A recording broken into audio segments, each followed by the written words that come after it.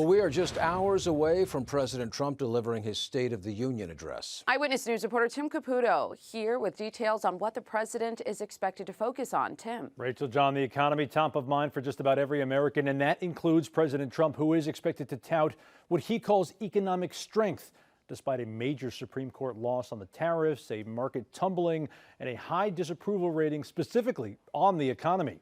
Now, the president's first State of the Union of his second term will focus on what the Trump administration sees as a booming economy, with a rise in U.S. manufacturing and new jobs, despite many Americans just not feeling that way. Trump also expected to address the Supreme Court ruling against his signature tariff policies, but foreign policy may also take center stage, with 2 U.S. aircraft carriers dispatched to the Middle East, as President Trump has said he is considering a limited strike on Iran. This speech will be an attempt to convince an increasingly wary Americans that the U.S. is on the right path. A new ABC News Washington Post poll shows 62% disapprove of the president's handling of U.S. relations with other countries and 57% unhappy with how he's handling the economy. But the president sees it differently.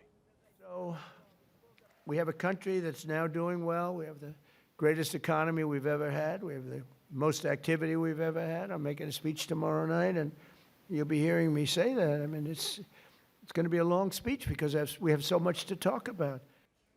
There are some Democrats, including from California, who plan to boycott the State of the Union this evening, and others even planning counter events at the same time in Washington. The official Democratic response will come from Virginia Governor Abigail Spanberger, the first woman to serve as governor of the Commonwealth of Virginia. Obviously, a pivotal and important speech tonight because of the midterms later this year. You can watch the President's State of the Union address, which he admits, as you heard there, might be very long tonight.